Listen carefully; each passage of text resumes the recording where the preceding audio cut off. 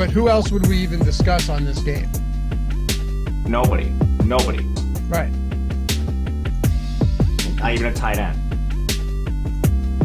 No. Oh, well, defense. We talk defense, but that's true. I rarely give defensive takes anyway, though. Me neither. Who scores a touchdown this week? That's all defense is. What was I going to do? I was going to do something.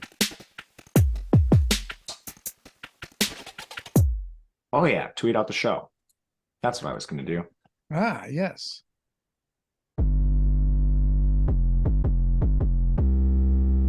Literally what you just reminded me to do.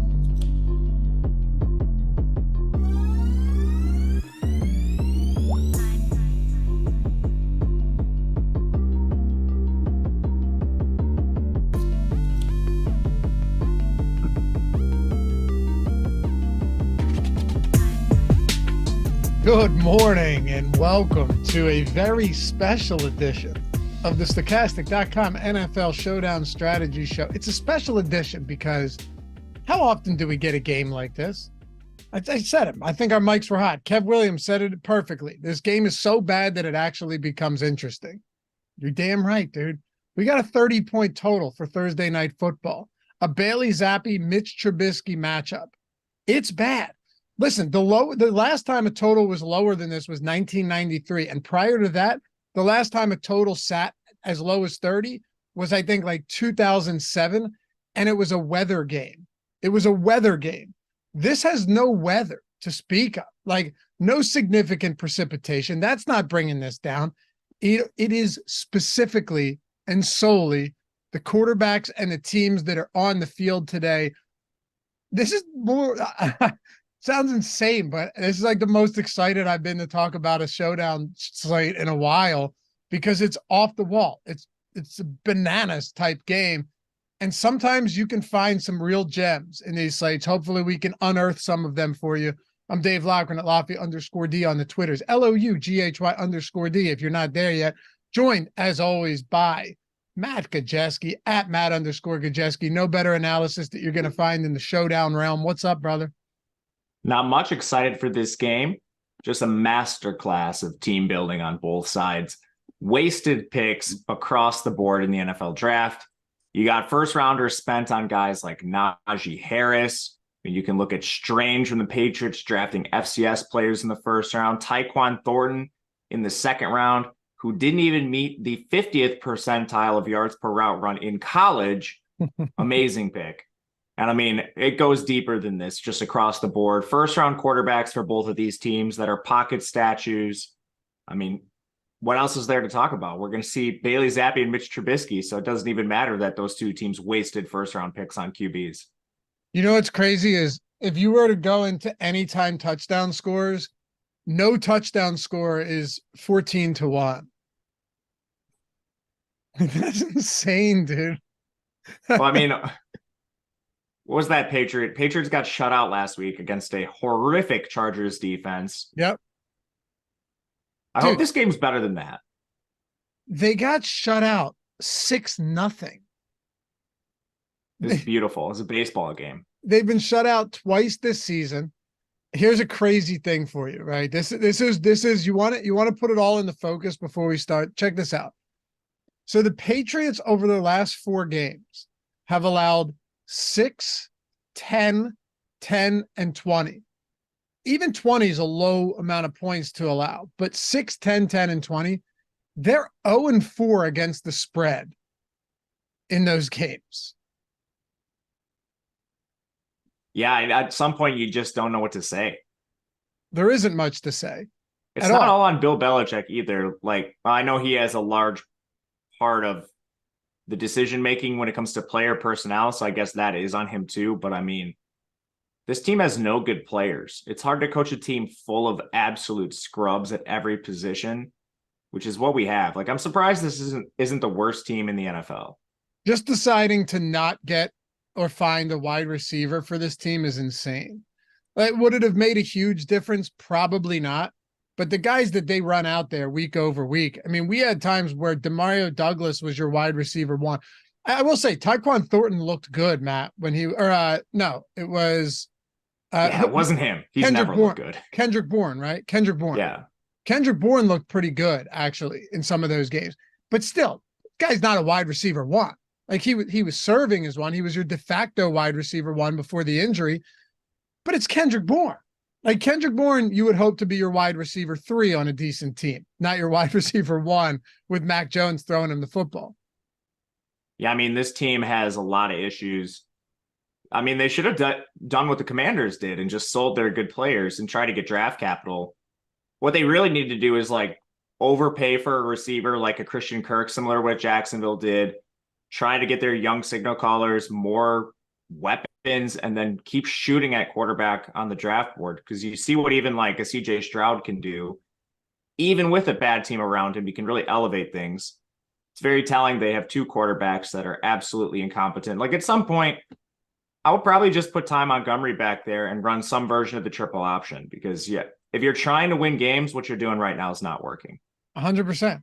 You're right. They should just take shots. I mean, CJ Stroud, not that they were taking shots, but I mean, he has completely revitalized that organization and the fan base in less than a season. And you know what really the perfect example is? You look at Jalen Hurts. Like Jalen Hurts, it was a 2nd-round pick. I was opposed to it as it happened. They had just given Carson Wentz a big contract. And now this guy, up until last week, I would assume was an MVP, leading MVP candidate, went to the Super Bowl last year. Brock Purdy was Mr. Irrelevant. It is kind of funny these days, Matt, where like, sure, you want to get the top picks, but a lot of them have failed. Trevor Lawrence, he's been great.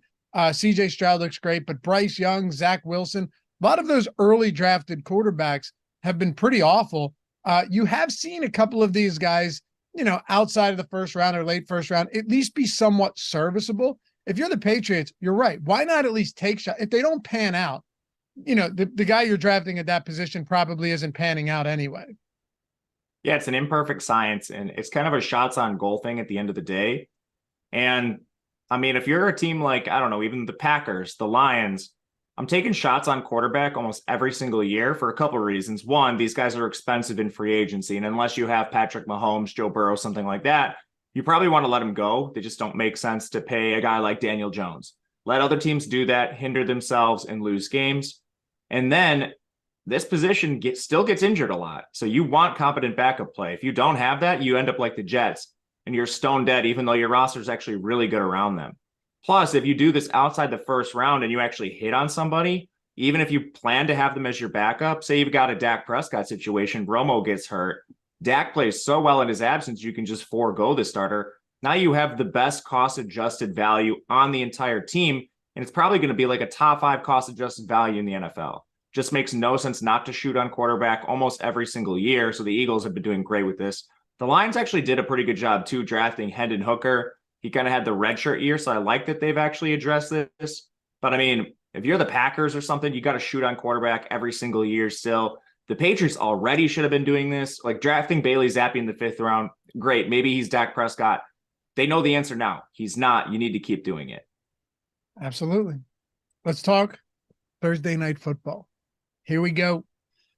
We'll start it off with the Patriots, Matt. Now, again, like I said, this game is a 30-point total. It is incredibly low. If you're a sports bettor, you haven't seen, around my age, you haven't seen a total lower than this. Literally, haven't seen a total unless you were betting at like 6 or 7 years old. That's how low the total is. Well, I will say, as gross as it is, and as much as we're just going to want to jam, defense into captain and have both defenses, which, I still think is a viable approach.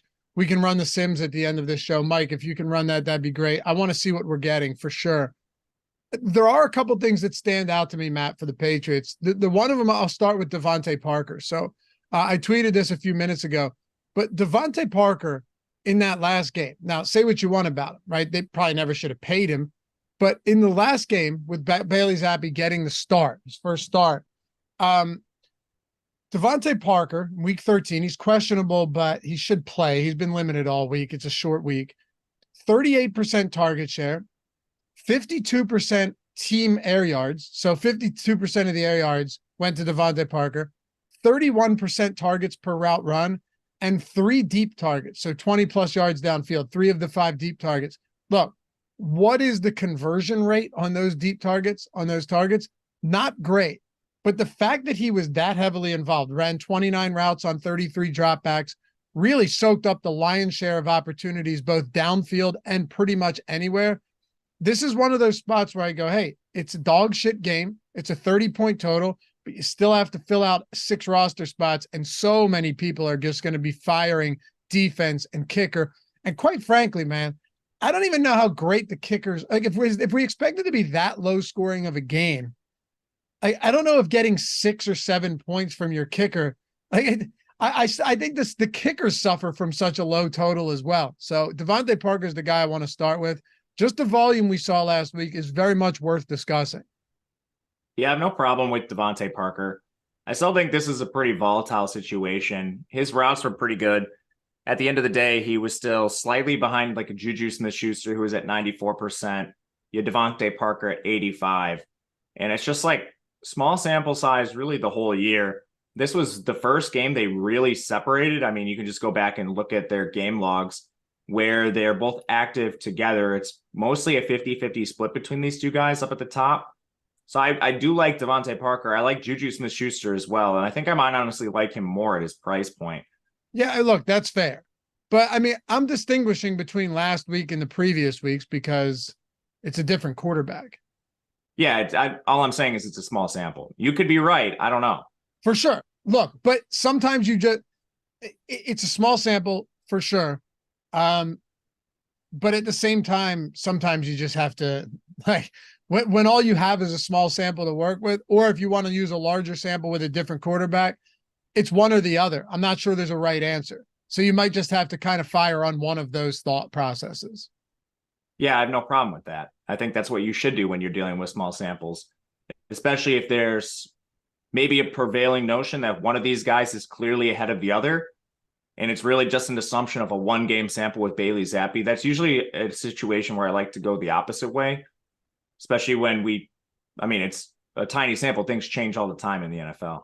Both their routes were good. Go ahead. No, what'd you say? I mean, both their routes were good, both above 85%.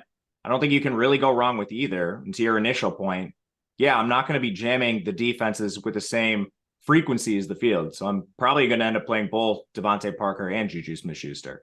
For what it's worth, in our tools, Juju definitely has a higher leverage score, one of the highest, maybe the highest on the slate. So the tools would agree with you on this one.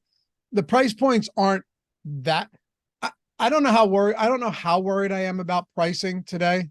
I haven't built any lineups yet, but my early assumption is that it's not going to be that hard to fit who you want. You're right. You can build basically with whatever you want as long as you don't play like the top 6 guys in terms of pricing. The real question is the roles for these players, which I think makes for a really interesting showdown slate. We usually don't have this where it's role uncertainty on role uncertainty. Usually we know exactly what the players are going to do, and then it's about figuring out the salary dynamics, but it's the opposite today. Well, in this case too, Kayshon Boutte is out. Demario Douglas is out. We'll get to Ramondre Stevenson, obviously, but Devontae Parker, Juju Smith-Schuster, questionable, but I assume they'll play. They both got limited work in on a short week. But I mean, you're really limited here as far as these pass catchers go. So it's Devontae Parker, it's Smith-Schuster. Obviously, Kendrick Bourne's done. Tyquan Thornton, Rager played 6 snaps last game. Ty Montgomery was on the field for 3 snaps. They really just went with 3 receivers last game. If you eliminate the combined 9 snaps from Rager and Montgomery, you got almost the entirety of the game played by Parker, Smith-Schuster, and Tyquan Thornton at the wide receiver position. Yeah, they came at the expense of Gajewski, who was fully benched. He was like at a 17% route share. But the week prior, he was at like 68%. So, I mean, this is another injury sort of uncertain situation with these receivers. What position do they go back to 11 personnel? Do they return to 12? I don't know what they're going to do. So there's a lot of uncertainty here as well. I think a guy like Tyquan Thornton could get squeezed if they decide they want to use Mike Gesicki again, who again, just 2 weeks ago was at about 68% of the routes. Then he drops down to below 20. They're not going to tell you. So your guess is as good as mine. I think when you look at the three receivers, Tyquan is risky for that reason.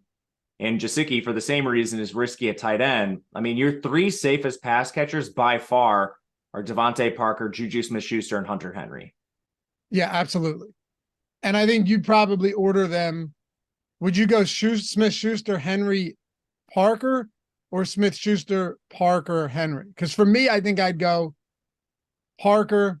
I'd actually go Parker, Henry, Smith-Schuster. And the only reason I'd put Henry ahead of Smith-Schuster is because, as gross as it is, I still think there's a little bit more touchdown equity if they get inside the 20-yard line. Yeah, I like Hunter Henry. I have no problem with him. He's literally not coming off the field at all. He's a guy that honestly might get squeezed because of his price. Just for reference, like Devontae Parker is going to project better than Hunter Henry. There's a $400 difference. So I think people are just going to find that 400, get to Parker. Or I imagine you just save the salary entirely and go down to like Juju Smith-Schuster, who's at a different price point. So I'm actually pretty interested in Hunter Henry as the leverage play between all these Patriots pass catchers with his locked in route share. He's really interesting to me. Ranking them's tough, man. I think it really depends on where you fall in salary left over. Like if you love your lineup and you just don't have enough money to get up to Parker, Henry, fine playing Smith-Schuster. But if I rank them just straight up projection, which honestly might be the best way to do this because salary restrictions are minimal, I would go Parker 1, Smith-Schuster 2, Henry 3, just based on projection. The leverage question is more interesting to me. And then Thornton just a distant 4. Yeah, he's tough. He's risky. I mean, if they continue to use their 11 personnel rate, he's going to be on the field almost every snap. Routes above 80% last week. But we don't know if they're going to, like for most of the season, they ran this 12 personnel package where, Mike Gajewski has the tight end designation. He's not really a tight end. He basically plays wide receiver. Yeah. But they made that switch last week. I think it comes down to, do you think that switch persists or does it go back to Gajewski? And honestly, to me, it kind of seems like they're just evaluating young talent at this point. Like they're not trying to win games. Bailey Zappi's in there. They've already seen what they have in Mac Jones. They spent a second rounder on Tyquan Thornton. It's kind of move or move on with Tyquan Thornton. They need to figure out what he is and if he's a part of their roster building in the future.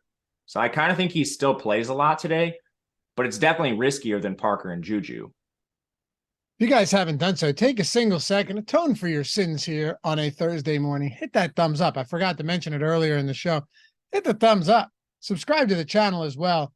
And hey, leave a comment. If you're listening or watching after the fact, we read them all. Try and respond to all the comments as well. I go through each day and check them out. So if you're watching after the fact, hit us up in the comments. And all the stuff in podcast form as well. You guys know that already, right?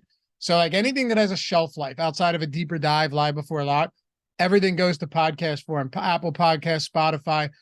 We have podcast exclusive content that Ben and I do every Tuesday. You can only find there.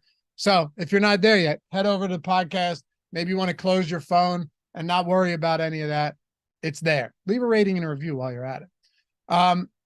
Man, the backfield situation, real quickly, do you have any other interest in pass catchers here for Patriots? I think it's kind of tough because if we were talking like a Chiefs-Bills game, Matt, I think I could throw a bunch of guys on the table to you that like might get 1 or 2 targets, but Josh Allen or Patrick Mahomes are their quarterbacks, so we can live with that, right? We've done that with Justin Watson a million times.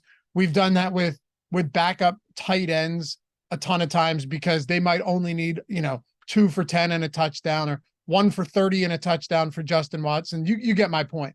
In a spot like this, I mean, not only are you hoping for 1 or 2 targets, but you're hoping for Bailey Zappi to get him the ball, say downfield or in the end zone. Like you need everything to go right for one of these guys to pay off. And as you mentioned earlier, I don't know how cheap you actually have to go on this slate. Even if you wanted to leave salary, I don't think you have to go all the way to the bottom. The only player who's interesting in this regard at, pass catcher is Mike Gajewski. I know he played the 5 snaps, ran 4 routes last week, but the week prior, just look 2 weeks back, way different role. So I don't know what the role is going to be. When you can get this kind of uncertainty, generally people don't want to play it, which can be worthwhile if you're right. You also could be wrong and like eat a 0 from him. So you just have to know that going in. This is more of a large field thing. Definitely don't do this if you're playing small field or cash, but I think that's at least worth noting. I guess the only other player is Ty Montgomery. I wasn't sure if we were going to talk about him with receivers or running backs. Okay. Jay Lee said, can't wait for the bowl game info from Matt. Dude's a college football genius. Need to check his videos out coming up for bowl games. A lot of money to be made. If I didn't know any better, I'd think that was a burner account, but I do know better. And I know that Matt is, dude, I watched one of your videos with Ben and I hit Ben up. I was like, he sounds like, and this is a compliment. It was almost robotic that you were rattling off things that like somehow your brain compartmentalize things that just other people are incapable of doing. So I love it. And it's Odd Shopper, by the way, our betting channel. I just threw out picks for every game for week 14 NFL. So a couple I love, even a 2-team teaser, including the Baltimore Ravens. Check it out on our Odd Shopper channel, man. ODDS Shopper, all one word. You'll love it if you're into betting or even pick 'em stuff, but I assume you're very excited for that. Yeah, man, I love bowl season. One of my favorite times of the entire year. Working really hard to get this mega show that Ben and I are doing on Tuesday already. As you know, and like opt-outs, transfer portal, it's an absolute madhouse right now, but we're going to have it all. And I think it'll be the best coverage you can find. I know it will be, and I'll be watching. So Bailey Zappi, normally we don't spend a ton of time on quarterbacks just because they kind of fit into lineups and fit into the equation regardless. But from a QB perspective on the Patriots side, it's not common that we see negative leverage on quarterbacks. We have Bailey Zappi slightly negatively leveraged, even at $9,000 in our top single game and top plays tool on Stochastic. How do you approach this? Based on our tools, it appears he's coming in over-owned. This was one, just looking at this ahead of the slate, I was curious where we were going to come in on him because he's still playing every single snap. They're going to throw the ball a reasonable amount. It's not going to be like the Chiefs or something, but man, I still think I'm going to end up playing some of these quarterbacks. The one thing I'll say is watch this throughout the day. We're going to get more information on inactives, if this total moves, anything like that. But honestly, with these bad quarterbacks, I'm probably just going to try to be on pace with the field, both at captain and flex. Don't really want them ruining my day. I'm not sure there's like significant leverage to be gained. If you do, I think it's going to be minimal. And with Zappi, I mean, we just know he's not a talented player. It really comes down to, does he get the touchdowns through the air versus Zeke on the ground? And I think it honestly is just as simple as that. Zeke, obviously way more likely to get the scores. But man, I don't know. Complete leverage situation. And the other thing is like, you run into this problem where the slate is so inefficiently priced. It's like, why, at some point, like, why don't you just put the starting quarterback in your lineup? Or like, are you going to leave $3K on the table to play a defense or something?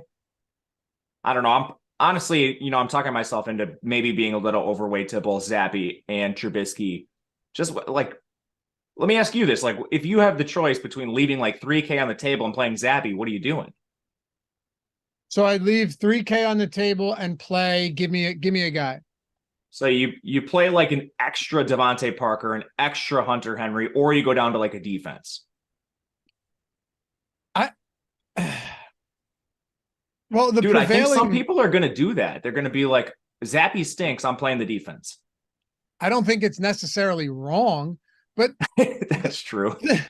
But here's the thing, like the prevailing thought process with anyone going into this game, especially if you're hand building, is that it's going to be super low scoring and no touchdowns are going to be scored. But we still don't know, right? Like we still don't actually know that. It's just, that's the most likely outcome, but it doesn't mean it can't. You know what? Let me do something real quick, right? Let me pull up. I love when Ben puts this stuff in perspective where he goes like, yeah, okay, this team's a huge dog, but they still have a 20% chance of winning, and you see that all of the time. So let me just pull up, see if we have any alt lines here, right? Like, let's see what an alt total would be, Matt. Say we wanted the total at, I'm just going to go crazy. All right. Say we wanted over 40, right? We're getting the over at plus 340. Okay. So that's what? close to it's 23% implied odds there. Now the under's minus 512. So, but you get what I'm saying here, right? Like there's still, even at 40, if you're talking implied odds, they're still close to 1/4 of the time, close to 25% of the time it happens. So as a result, I'm just saying, as a result, I'm not just fading quarterbacks because it should be a low scoring game. Although I don't like them and I do like the defenses. Yeah, it's all in a range of outcomes. And sometimes I lose sight of this. There are situations where this game is going to play above the total and below it. I mean, the total is meant to be almost like a 50th percentile outcome. Exactly. Which a lot of times I just, it goes over my peanut-sized brain. But yeah, I think there are situations where you want the quarterback, and it's not just the game total too, it's salary dynamics. The quarterbacks are still going to project well. Like they're going to be among the highest projected players on the slate because they play quarterback. They have the ball every single play, and both teams are still going to throw. They're not suddenly running the triple option.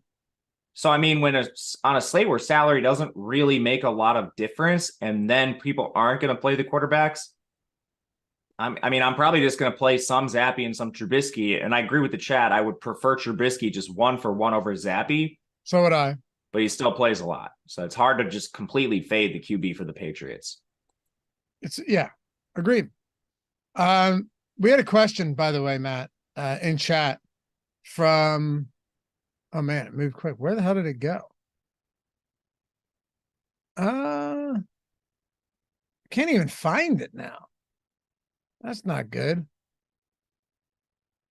R. Throckmorton said, what is the site for OddsShopper? Oddshopper.com, but it's ODDS. So like oddsshopper.com. Just insanely excited about it right now. We just made the price more accessible to essentially anybody. If you're a sports bettor, or you're looking to get into sports betting and take a plus EV approach and really do it in a sense that's like making you money and always making sure you're getting plus EV plays, I promise you'll love this. Not to mention that we just consolidated everything. So now you're not only getting the plus EV plays, right? Where at OddsShopper, we're literally scanning the market 24/7. I was getting updates on the OddsShopper app at like 4 a.m. while I was awake, feeding my newborn, Matt, for plus EV and arbitrage plays. And I'm betting them at 4 a.m. I've got the bottle in one hand. I'm betting them on the other hand. I got the notifications push notifications popping up. But you've got the experts picks page from all of our experts at OddsShopper. You've got the premium Discord with an awesome community and all of the picks there. For me, Matt, the holy grail, especially now that it's less than $1.60 a day, the holy grail for me is the plus EV betting page, where just at any time of any day, any second, you can go in there and find positive EV, positive expected value bets that are separating the retail sports books from the sharp lines, plucking them off one by one, and making us money every day of the week. Yeah, man. I mean, it's probably like $100 too cheap per month. I don't know what else you could possibly want. I mean, you have the expert picks. If you just want to follow your favorite experts from our platform, we have it. We have the market-based. I mean, it's a whole market-based model that's built to show you plus EV bets. And then, I mean, it also shows you where the lines are most inefficient. Literally has everything you could possibly want. I'm not kidding when I say this. I live in an illegal state. I can't use this. I've considered moving down to Illinois across the border probably like 5 times to use this. I'm not kidding. I love it. It's true though, man. It just makes it so when I was on paternity leave, like I was away, I was just pulling it up because I couldn't research anything and just jamming bets that were plus EV. So I mean, go look at Greg's tweets. I mean, the guy tweets out like his ROI. It's insane. It's insane. And he's There's using proof of it working. If you don't want to believe me, I can understand why you wouldn't. Go look at Greg's Twitter. Damn right, man. Anyway, links in the description and chat if you want to check it out. My DMs are always open on Twitter too. Sometimes this stuff can be like, not over people's heads, but if they're new to this type of stuff or they've been betting a certain way, it's foreign, it's unfamiliar to them. I'm happy to answer any questions you guys have, but I know it's a DFS show, but I mean, we're all here to make money, right? We're all here to watch sports and sweat them in one form or fashion. This is the best way to do it if you're betting. So links in the description, scroll down, you'll see OddsShopper Premium. Jump in and join the community, man. You guys are going to love it. Anyway, last thing on the Patriots. And we can agree, right? We don't need to get much into defense. Like defenses on both sides They're good plays. Are good play. Yeah, right. And look, here's the thing. You may not want to, but the truth is, if I asked you this question, I already know what the answer is going to be. Would you be shocked if defense was the optimal captain today? No, normally I'd say things like you probably need a touchdown out of your defense for it to be optimal captain. Today, I don't even think that's true. Yeah. You might just get a very low-scoring, sack-heavy affair. And if that's the case, and you have another game that plays below the total, I mean, we talked about it. The Patriots just played a 6-0 game against a much better offense in the Chargers. If you get this below 30 points, it's semi-likely. So the only thing that's really keeping me away from them is going to be heavy ownership, and I'll just have to watch that throughout the day. The only thing I'll say to kind of play devil's advocate here, Matt, is in our tools, in the top single game and Showdown plays tool. By the way, all of our stochastic DFS sub information is in the description too, if you guys are just here for that. They have 11.6% captain ownership. They have 35.5% utility ownership, Steelers defense, and we still have them as the fourth highest leveraged play on the slate. I mean, you're bringing up good points. When we talk about leverage, a lot of things go into this. It's projection, price, and ownership. There is a point where the Steelers are overowned. Mm-hmm. As of this morning, we haven't reached it, which is insane. Yeah, as of this morning, they're not overowned at 12% captain. Dude, they're if you include captain and utility, they're projected to be over 50% owned, and we have them projected as a value. I know. I get it though. I get it. It's insane, but I get it. Anyway, how about Ezekiel Elliott today? I know the guy, look, his longest rush on the year is 17 yards. I have no expectations that he's going to rip off, a 60-yard touchdown run at all. But last game, he was targeted on 31% of the routes that he ran. Granted, he ran 16 routes on 33 dropbacks, but 21% target share. I know, small sample. Still, last week, highest, second highest behind only Devontae Parker. Yeah, he's expensive, but you're still talking about a guy in a close, low-scoring, absolutely disgusting shit slop fest. Call it what you will. 6-0 game. He had 22 total looks in that game. So, it's ugly. It's unlikely that the game completely gets away from him. Their defense has been standing tall against bad offenses. 22 total looks, 21 touches. Zeke Elliott, say what you want, firmly in play. Yeah, I'll say this. People might call him gross, but which player on this slate isn't gross? Right. Maybe a Steelers receiver, you could argue. But, I mean, there's very few plays you're like, oh, man, this is a good player. Feel really good about him.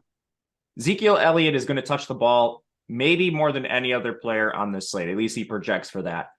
In a slate that has salary basically non-existent, just give me all the touches. I don't care if he runs for 2.5 yards per carry. If he does it 15 to 20 times and catches some passes along the way, there's a really good chance he's going to be in the optimal lineup. I'm going to play a ton of him at captain and the flex. I think he's the best play in the slate. So do I. We have him with the second highest leverage score. You could look on the other side and go, all right, well, you have Jaylen Warren and Najee Harris at 8K and 8,400 respectively on DraftKings, which is 100% true. Maybe you want to just make the pivot over to the Steelers now, and we can tie this all into the Zeke Elliott conversation with Pittsburgh's backfield. Yeah, we can absolutely do that. I think it makes sense. I think a lot of people are probably going to debate them. Yeah, right. And I think we covered everything for the Patriots. So the thing here is Jaylen Warren and Najee Harris probably, there's higher team touchdown equity for them. Clearly, they're 6-point favorites. But there's two guys that are legitimately splitting backfield work down the middle. So you have Ezekiel Elliott, who Ramondre Stevenson played 27% of snaps, got hurt. Ezekiel Elliott ended up playing 69% of snaps. The first question to you is, who else will they use in the backfield? Like, are they going to use Ty Montgomery back there at all? Who else do they use in the backfield behind Zeke? And then two, how are you going to kind of, how do you evaluate a scenario where you go, okay, 6-point favorites on one side, but two guys that week over week are both like legitimately playing 50% of snaps each if it's a close game, right? And then a guy in Ezekiel Elliott who's a 6-point dog, no competition in the backfield, coming off a 21 touch game. So the first part of this, I'll answer, is just the Patriots, what to expect out of their backfield. I think the inactives will tell you a lot. There have been some reports out there that Ty Montgomery is going to be more involved in the backfield.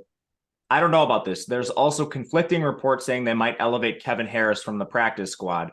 Generally, you don't have 4 running backs on your roster. So I think if Kevin Harris does end up getting pulled up, that's probably an indication that Ty Montgomery is playing his normal special teams and receiving role rather than being in the backfield. If Kevin Harris is not elevated, I think that's probably a pretty good indication that Ty Montgomery maybe has a little bit more involvement. As far as anyone else, JaMycal Hasty's on the roster. I think it's pretty telling. They haven't used him at all this year. He's also been on other teams. So, I mean, I don't think this is a player they think pretty highly of. I'm anticipating this being like 80% or more of the backfield touches to Zeke, with maybe Ty Montgomery siphoning off a little bit of those. As far as Zeke in relation to the Steelers, I still would rather play Ezekiel Elliott given the massive volume. It's pretty easy to project touchdown expectation. I mean, you can go and look at sports books to kind of get a good indication of where the books are sitting at between these players. It's not like a Detroit Lions situation where, you know, David Montgomery plays more in positive game script. The Steelers aren't like this. It's almost exactly a 50-50 split. Yep. So there's not like one running back who's more likely to get the touchdowns. Maybe slightly Najee because of his size. He's also in the injury report. If that makes a difference, maybe it is more Warren. So I just take the security with Zeke if you're making me choose one of these backs, honestly. Me too. And another thing worth considering is, like, you know, if they fall behind, Jaylen Warren is the guy that you want, right? Like if they fall behind significantly, generally Jaylen Warren is the guy that you want. Now, that isn't to say that he can't also get a decent workload in close games or, you know, games where they're leading. We saw him with 13 carries and 3 targets against Cincy and they won 16-10.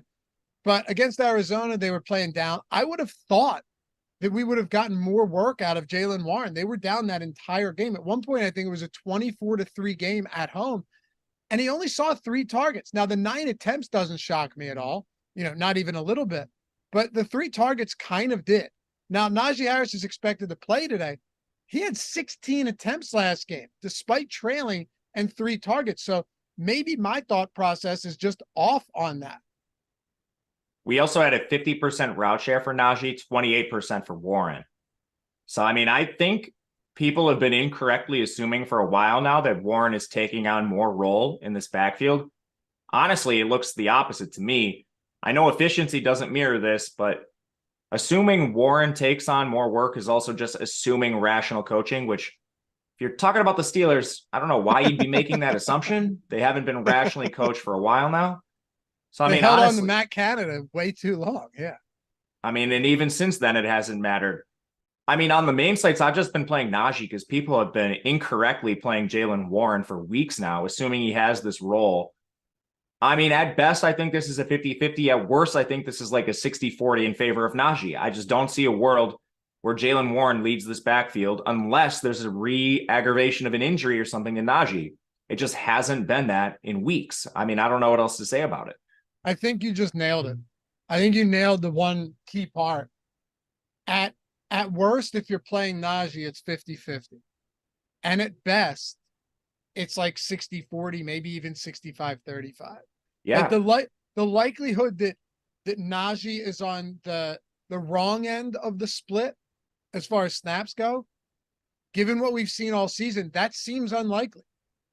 And for a while, I was in the camp that, all right, at least we have this receiving role to hang our hats on for Jaylen Warren.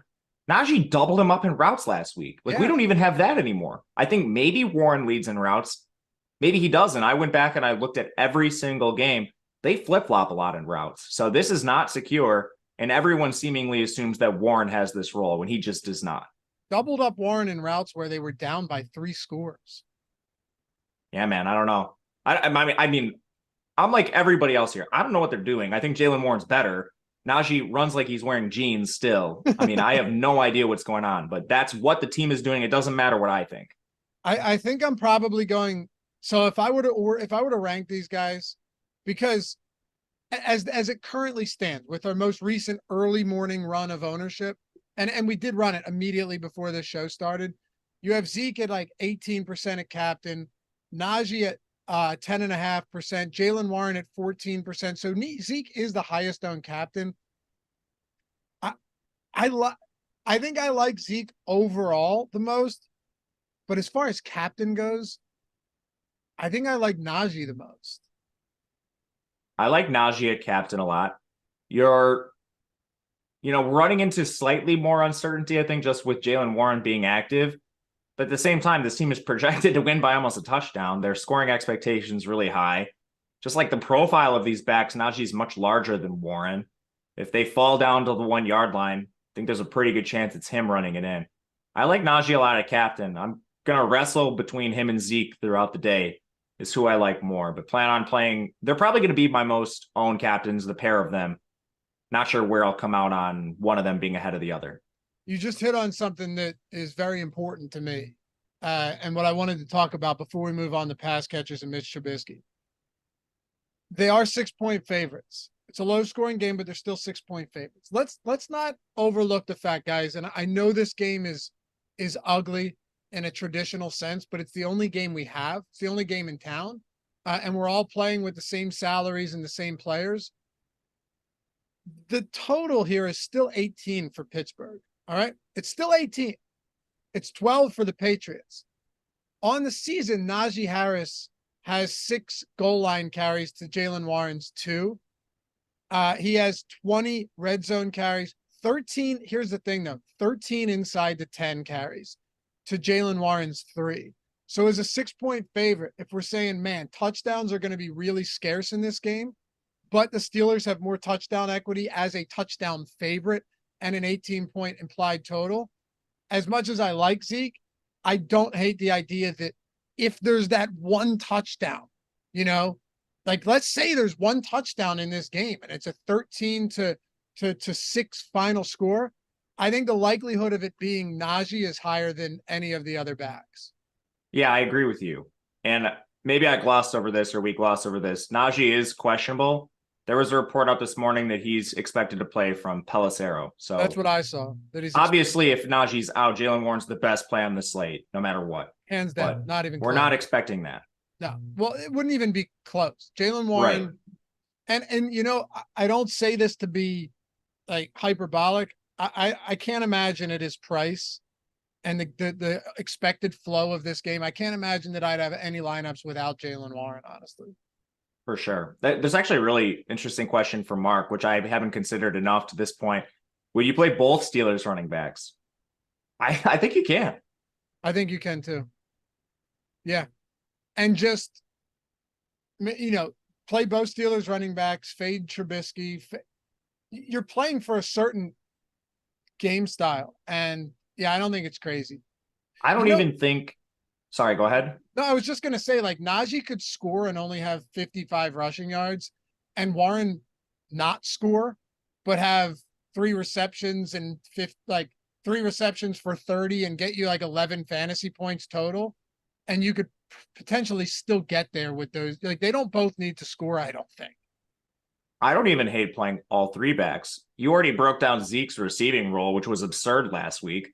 If the Patriots get down in this game and the only 2 touchdowns from Pittsburgh come from the backs, 1 Najee, 1 Warren, I think you could add Zeke in that lineup too, just based on the receiving role he has. I don't hate playing all 3 backs. Totally agree. This is why I love doing this show, because we're figuring stuff out on the fly. And the more you look at this slate, the more you're like, hey, do I just want the guaranteed touches, right? That's kind of how it feels. And the guys that, if they do get towards the goal line, are going to have the first crack at scoring. That's the way I see it, man.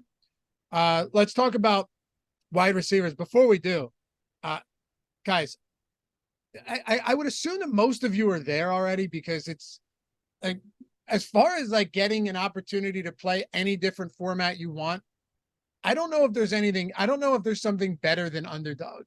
Like you have, Matt was talking about it the other day when we did the Monday show, the playoff best ball.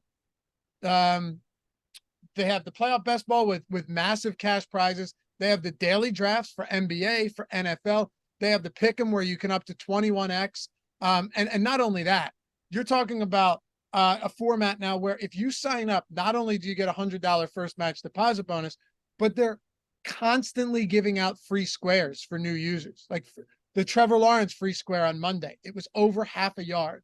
So what? Now you're getting a free play in any of your pick 'em lineups. So you're already putting yourself in a position to make money out of the gate. Plus you have 100% first match deposit bonus up to $100, where if you deposit 100, now your balance says $200. You put 50 in, it says 100. There's just like 1,000 different formats here, and all of them are good.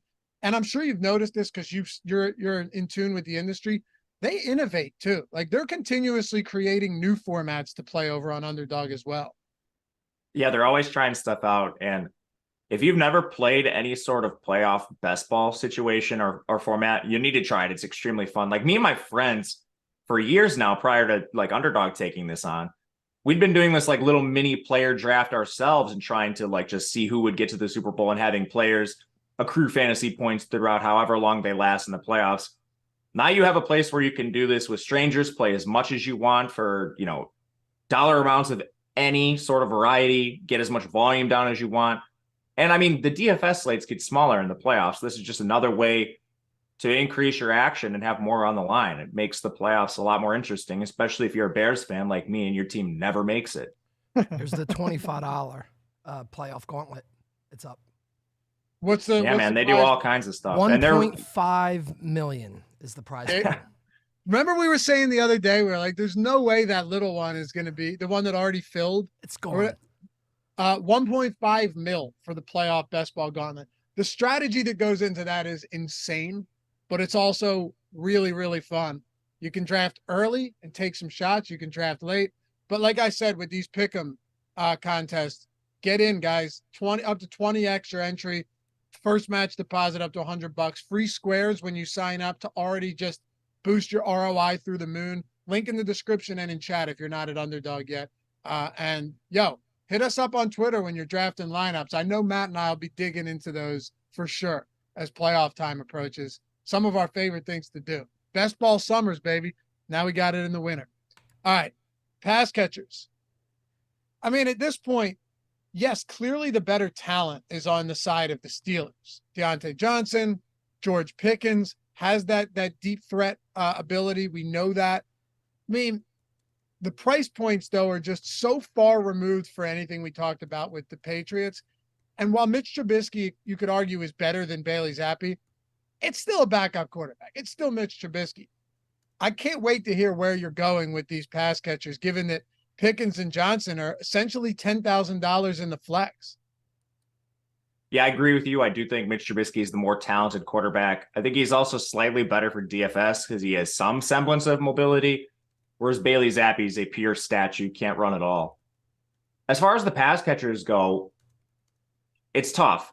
I do want one of Pickens or Deontay Johnson, and I think I'm siding with Pickens, man. His usage just isn't that different. The target shares between these two are very close. You have a slight edge to Johnson over the last 3 weeks. But man, the routes are better for Pickens. They actually flipped last week, which I think is going to be sticky. Johnson just looks uninspired out there. I mean, at some point, this guy might get benched if his effort doesn't improve. And I get it. You're playing for a team that surprisingly has a winning record, but your team is awful. You just lost at home to the Cardinals. Got crushed at home. Crushed at home. So, I mean, I love to see the negative aggression hit a team like this who's clearly poorly coached and mismanaged. You revel in this? You get joy out of this?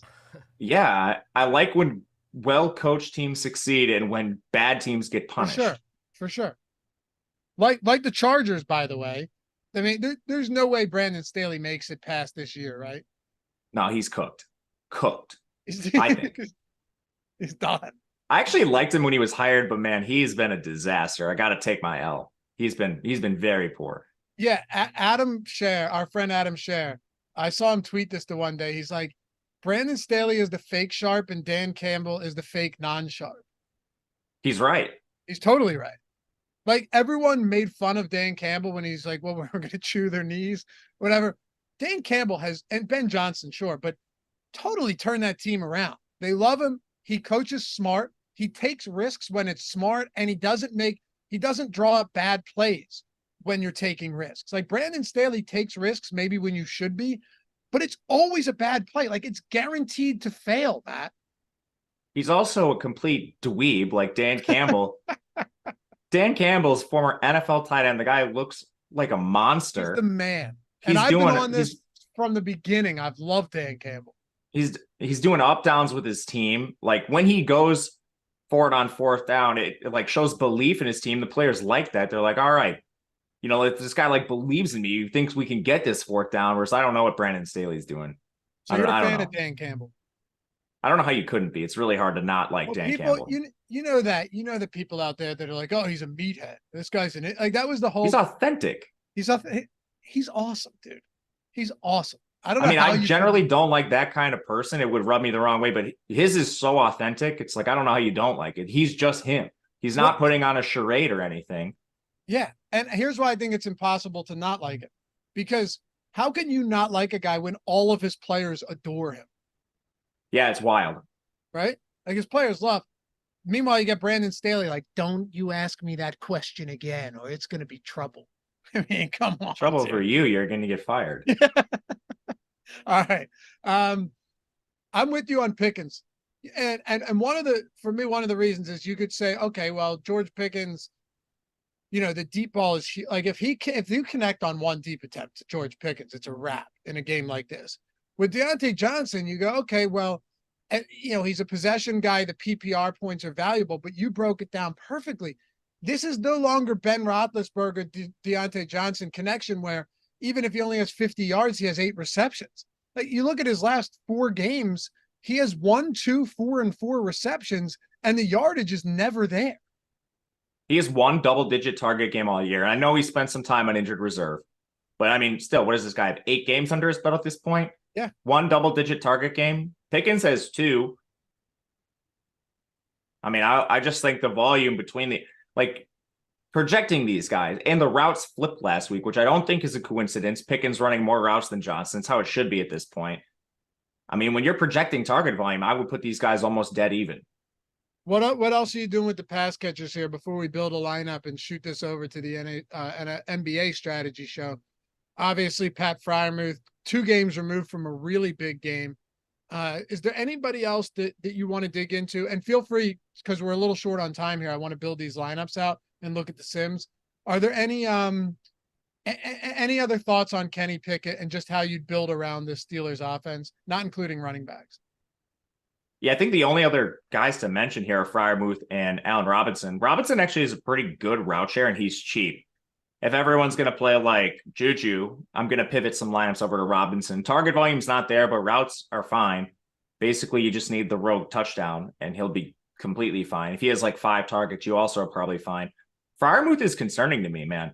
His routes have not climbed up to his pre-injury role, and he's 7,400 now after he had that monster game. But last 2, 69% of the routes, 60% of routes, they're still using the backup tight ends, and they're using them quite a bit. Like Darnell Washington, he has a very clear role on this team. He's going to play like 30% of the snaps, and I think Darnell Washington might be the best tight end in the NFL. When you ask, like, he's the size of a lineman, and he runs like a 4.7 40. He does alien things that Freiermuth simply cannot do. So I don't think his snaps are going to decline. He probably will remain in like the 25 to 30 range, but he's not coming out the field. And Connor Hayward, he's like this weird H-back guy, plays a different role than Freiermuth. I think his role's also secure. So, I mean, if a guy gets squeezed, this very well could be Freiermuth. So I would rather play the receivers, find the salary to get up to them, or go down to Deontay Johnson. Okay. And as far as Kenny Pickett goes, Allen Robinson. Go down to him, not Deontay. Deontay's expensive. Gotcha. As far as Mitch Trubisky, not Kenny Pickett. As far as we're concerned with him, I do still think, look, it's gross. I get that, but he's basically the same price as Bailey Zappi. I still prefer Trubisky over Bailey Zappi. Agreed. I think both QBs are fine. I'm going to end up with a healthy amount of them both. Who has higher leverage? Do we have? Trubisky does. Okay. Which makes sense. Like, he actually has professional receivers. You know, they are 6-point favorites at home. I get it. Totally. All right, you want to build some lineups? Take a look at the Sims before we get out of here. Yeah, let's do it. All right, and by the way, guys, if you aren't rocking the Stochastic avatar, stochastic.com/avatar. Download it, use it wherever it is you play. FanDuel, DraftKings, Owner's Box, wherever. Finish top 3 in a field of 5,000 or more. You get a free month of any package you want. $200 value. You want the NFL Sims package, the contest generator, Sims, post-contest simulator, NBA, you could go. Has the late swap feature, which is amazing. All of our tools too. Ownership, player projections, top stack, boom bust, top single game, showdown plays tool, where you're getting the leverage scores, ownership, optimal captain rates, everything. Premium Discord, lineup generator, all of that. Finish top 3 in a field of 5,000 or more. Tweet your wins to us at Stochastic HOF and get that free month and get inducted into the Hall of Fame. Can't beat that, baby. But as I mentioned before, the lineup generator, links in the description, Sims tool in the description. If you guys have been, on the fence about that and you're like, you know what, I think I need to do this. I'm struggling. It's finally time to take that leap. All different price points get you in, whether you're a low stakes, high stakes player, medium stakes. We got you covered down there for everything. And have any questions, just hit me up on Twitter. All right. Mike, throw the Sims up. I just want to see, I want to see what exposures look like real quick with a 150. Matt, I'm gonna ask you before you look. What do you think is the highest owned captain? Zeke. Okay. I'm gonna go Zeke too. Man, I really like Najee. Let's see. Let's see what we get. Highest owned captain. Might go to exposures. Yep. 56% Zeke. What? 56. That's not captain. Do me a favor. Go to hover over position. Yeah. 26. Yep, you were right, Matt. Looks like Warren. So I wouldn't mind personally hitting a bit of an ROI boost on Najee here, Matt, in the captain. Yeah, I mean, I think this comes down to how you think the split's going to go. I think we have a slight dock on Najee because of the injury. So I think this comes down to if you think he's fully healthy, I would boost him for sure. If not, then you could probably just leave it. Go back to lineups for a second, Mike. So highest simmed ROI lineup has Steelers defense. Second one has Najee with the boost. Third one has Elliott. Fourth one has Warren. I mean, look, all of this makes perfect sense to me, Matt. When you're looking at the top simmed ROI lineups, trying to replicate the field is what we do in the pre-contest generator. That you're going to get these type of guys at captain in some of the best lineups. Yeah, it makes sense to me too. And some of them leaving quite a bit of salary. All right, let's build a lineup. You're up, captain spot. Where are we going? Well, let's go Najee. All right. I'll go Zeke. All right. I like those two. I'm going to throw in Mitch Trubisky. I want one of these quarterbacks. I prefer Trubisky. Fair enough. I almost want to try like a no defense lineup and see what we get. Yeah, let's build with that in mind and see where we land. All right, because clearly Steelers defense is great. I'll go Devontae Parker. So it's a running back and wide receiver. We don't need to get Zappy in there. It's not like double tapping wide receivers here. All right, so we threw in Devontae Parker. Where does that put us for salary left? We have 6,600 remaining for two players. I think we could still play Pickens then. Okay. 3,200. Yeah, that's going to give us like a Allen Robinson, Ty Montgomery, Rager, Mike Gesicki. What do you think? I have no problem with Montgomery and Allen Robinson. Maybe that'll be duplicated, but I think those players are fine. In a spot like, if we did that, I would probably swap out Devontae Parker and put in a defense there just for this build. You could do that too. I have no issues with the current build, but yeah. Yeah, neither do I. But if it's like a smaller field, if it's a larger field, sure. If it's a smaller field, I'm not sure I want all of that New England exposure. But who knows? Maybe this game sees some points. I mean, Anyway, it's weird building today if you guys haven't gathered that. What's that? It's a weird build today if you haven't gathered that just by watching this exercise. Yeah, exactly. Super weird build.